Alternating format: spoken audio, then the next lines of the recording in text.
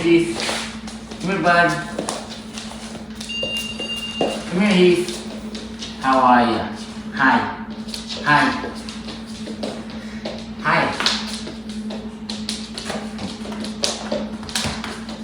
Hi. God, he's gonna be gorgeous. Heath, come here. Come here, Heath. Come here. Heath. Come here. Hi. Okay, where you going? Heath, come here. Come here.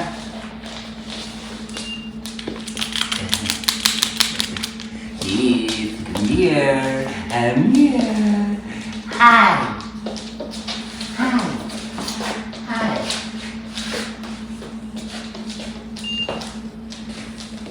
Heath, come. Come here, Heath.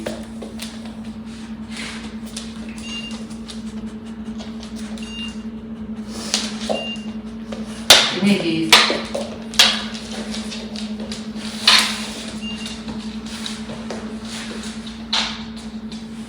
Hi. Come here.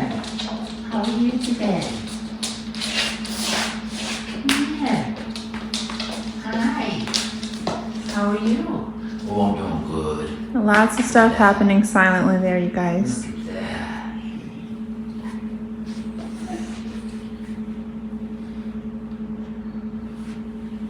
That's a good boy, Heath.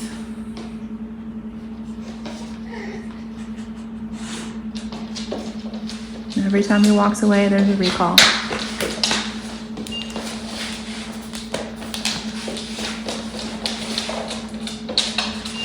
Come here, Heath.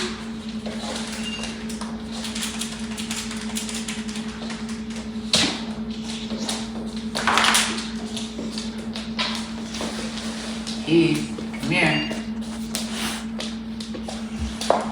Come here. Come here. Come here. Come here.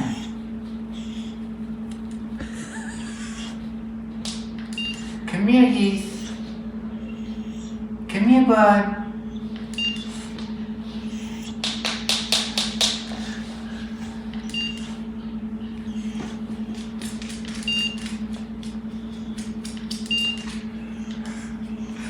Heath, come here. Hi, what you doing? Heath, come here. Come here, me. Come here. Hi. Hi. Just touching boundaries, that's all. It's good. The options are getting taken away. He's so I cute. want options. There's so much to smell. He's a good boy. Are you Heath? Hi. Very good. You whine. You're a whiner. Yeah. Aww. Current circumstances. Aw. Okay. Heath. Heath. Heath. Hello. Hello. Break. Yay, Heath! Good boy!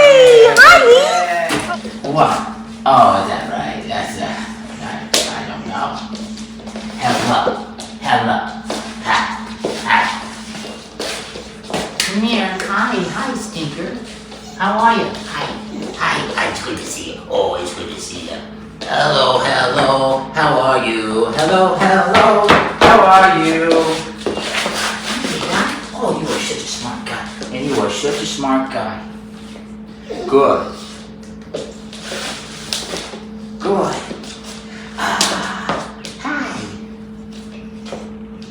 Who's a good boy? Yes, he is good boy. Yes, he is good boy. Good. Wow, very good boy. Very proud. Good. Good boy. Very nice. You are slobber. You got so much slobber under your chin. Like, ew. It's the car ride. Drool? Get a car sick?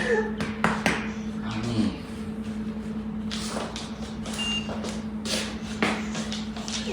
Oh, wow. Good boy. Good boy. You're turning it into a Wow. You got it. That's so amazing. Yeah. That's it, boy. Hi, how are you? You beautiful boy, huh? That's Josh's kind of guy. She is. Yeah. It's a good boy. It's a good boy. Wow, that's very nice. Notice how the whining is Very good. diminishing. Yes, that's amazing. Wow. That's impressive. Good job. Wow, good boy. Okay. Keith. Good boy.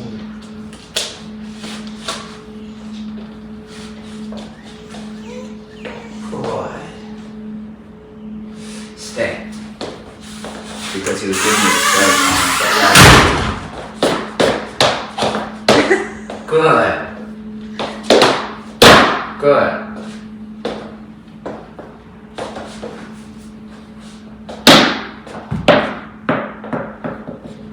Good.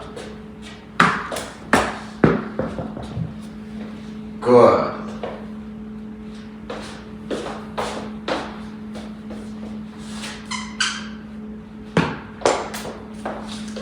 No.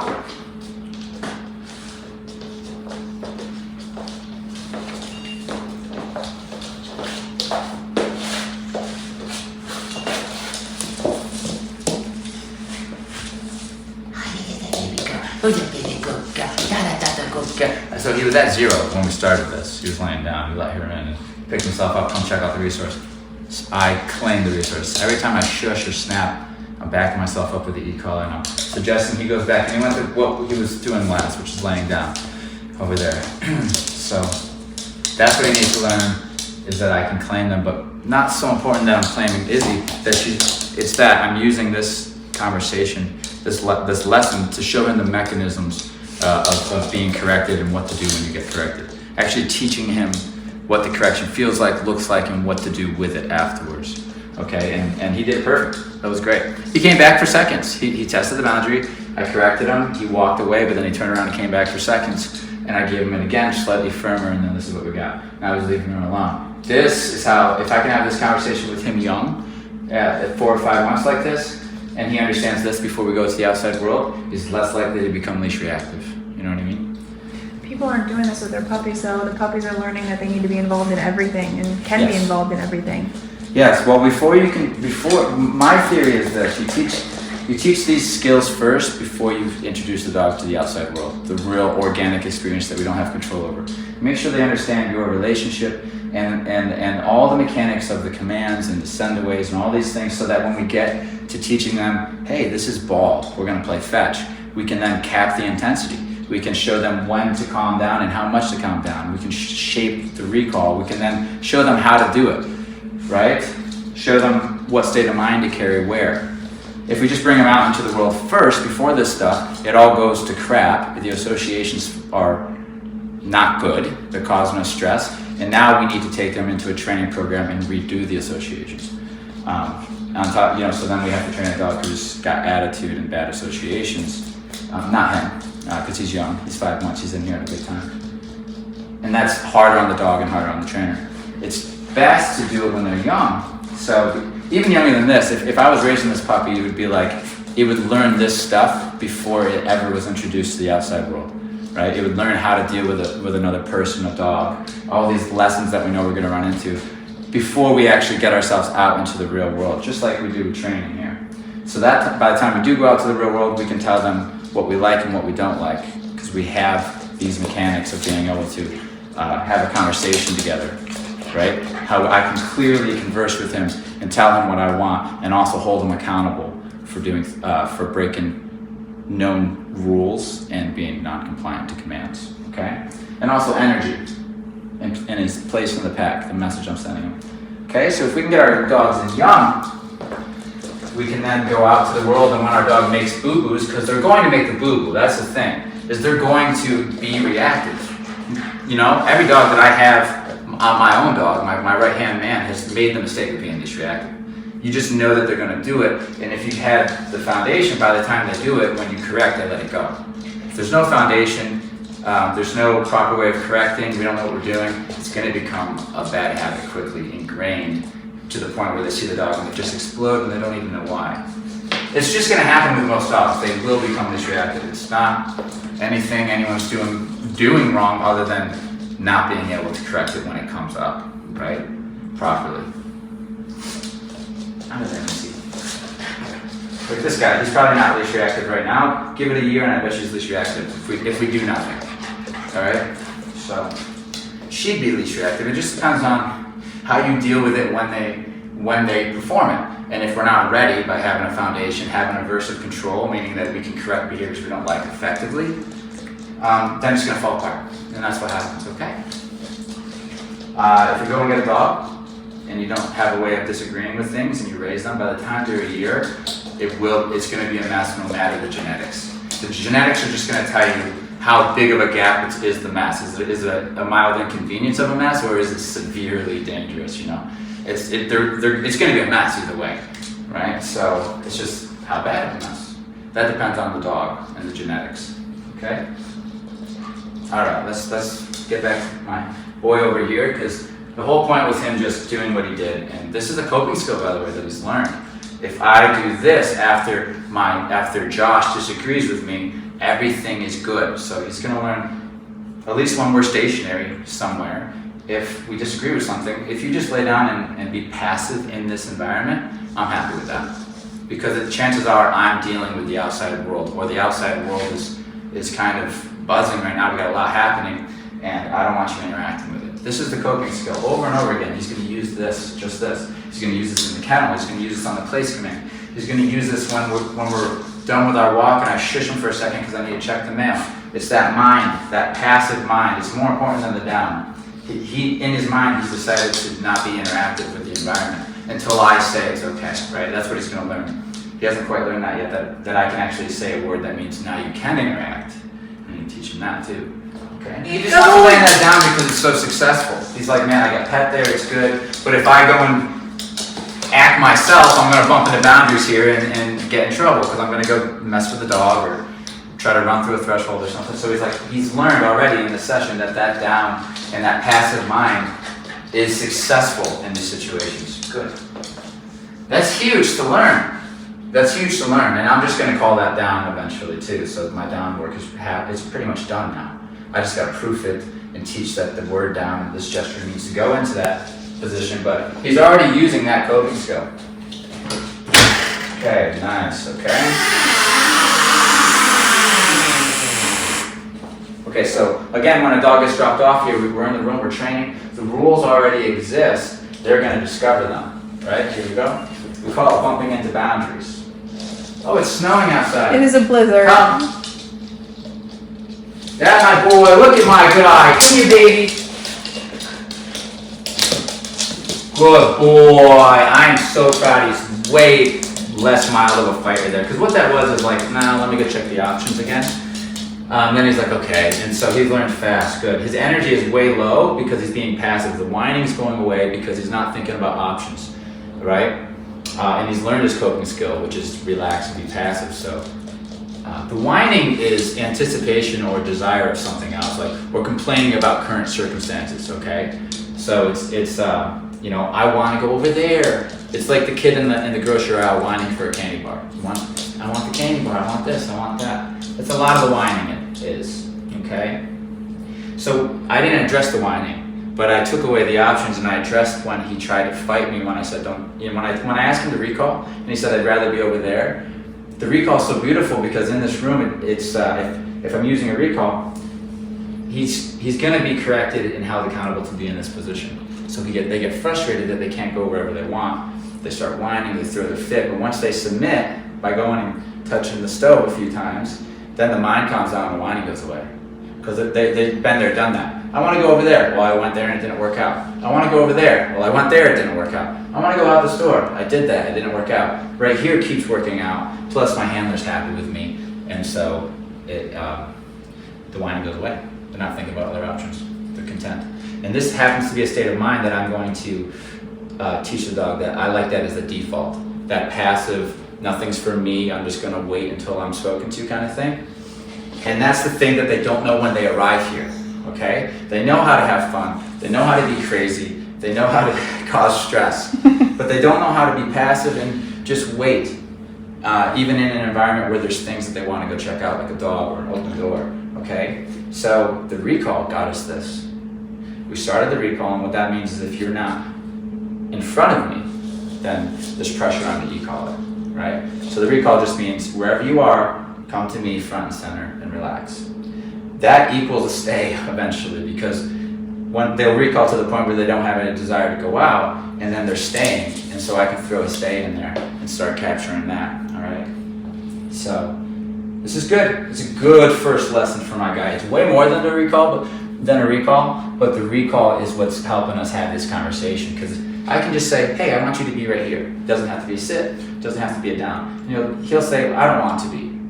And that can be our first conflict. And I can correct and just beep and turn on the pressure and keep calling him back. And he's just gonna learn that when I recall, there is no other option, okay? But then when I say break, you're free again, and you can go explore. That's what he needs to learn, okay? Good job, buddy. Shaking is a dog who doesn't know how to yet be passive when they'd rather be doing something. When there's something in the environment they'd rather be doing. So the shaking is somewhere between I'm gonna go do it and I'm not gonna do it, right? And so they're shaking. All the things that his instincts tell him to do, like if I open up that door, just instincts tells him to run towards it. He stops himself. He's holding himself back because he knows that's not what I want right now. That's not what the environment's allowing right now. So that's gonna produce him shaking, all right? The old association with the new expectation is what we say. I expect you to relax right there, but your old associations are telling you to go over here to the door, go over here to the dog, go over there to the bouncing ball and the squeaky toy. So then you get this kind of vibration, but eventually the dog starts to relax, and I think the new expectation becomes the new association. I don't hope that's not too confusing. But he's gonna realize that when you hear this jiggle, it doesn't mean run to the door, it should mean relax. When you see me getting your leash and say, would you like to go for a walk? It shouldn't mean go to 10, right? And run around the room. It should mean politely sit and let me put on the leash. These are associations that are going to change because now I have a state of mind that I can use to be the alternative state of mind. Okay, so instead of excited when you hear this, it's calm, right? That kind of stuff. Now that we have this calm state of mind, we can start layering it in over top of these bad associations until calm is the new association. Calm is the new successful way to be in these situations, so the dog chooses it naturally. And that makes the situation much more easy to control, and then we can leverage our commands to tell our dog what to do. Okay, but the mind, it's so important. Otherwise you get a dog who, it's hard to get them to listen because their mind's so noisy, so they don't even hear you. But if you can get them to hear you, they're fidgety on all their commands. You know, they're on place but they want to get off, and all this stuff. So we need to let them know there's an alternative to that, and it's that headspace right there, and if you do that, you're good. Some people call this submitting, back in the dog whispering world. This is calm submission, okay? So the dogs, they need to learn how to submit. Not all of them do it naturally. They need situations that can show them how to submit. Once they learn this skill, they use it as an important part of his experience here.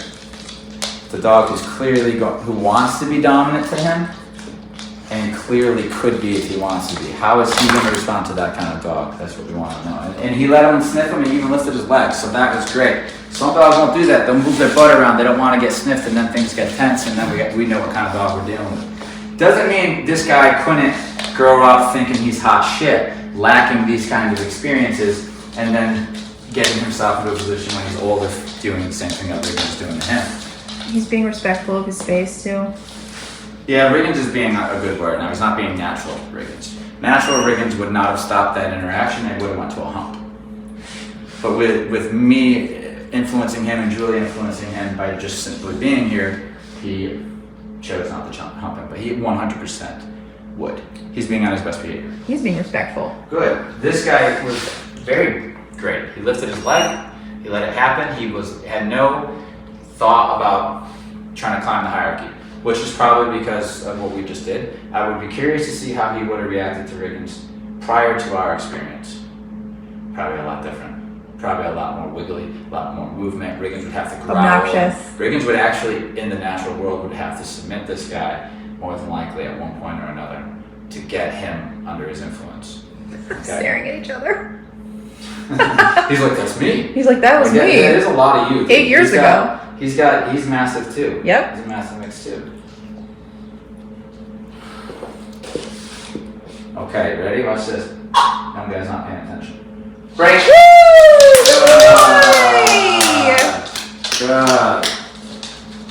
Good. See, so this is what's happening. This is interesting. Side note about Riggins. Riggins runs away like he's in trouble, right? Okay? I didn't correct Riggins. Riggins has a past history of sniffing a dog in the crotch and then having something fire off in his neurons fire off in his brain saying, I want to hump. What's happened over time is he learns humping equals correction, right? So now he sniffs the underside, the neurons fire up and say hump, and then he says no. And he walks away because he knows that his association to that feeling now is a correction. So he corrects himself, right? That's great, because this dog, without those corrections, before we changed his association, we did, Julie and I, it was neurons hump, and as long as I can, as fast as fierce as I can. Now it's walk away from the dog. That's the successful behavior, is to walk away from the dog. Because notice, I left him alone. I didn't do anything to Riggins. I said, good boy, right? But if he would have threw a paw up there and tried to hump him, he knows. He associates that now with being punished. So, that's just how it works, okay? So it's not like he doesn't want to hump him. He wants to hump him, trust me. He's just trying not to show any visible signs that that's what he wants, because he knows that we don't like it. So, and we did that through experiences like this to show him, like this, and also more organic ones where we're out in a play yard and we're not necessarily outside with him. And he thinks he can do it because we're not around, and we are paying attention. We do these types of things, okay? Good. Good boy. Good. This guy is way softer than when he came in, but even when he came in, he wasn't screaming to me like he was concerned about the hierarchy right off the bat. I mean, I had to show him that he was being disrespectful, but he didn't try to dominate Izzy, which was interesting. A lot of them do. He didn't try that. He was just curious. He was just with the nose, curious. And I really like, okay, ready? Break! Yeah, okay, let's do an outside one. Just wait.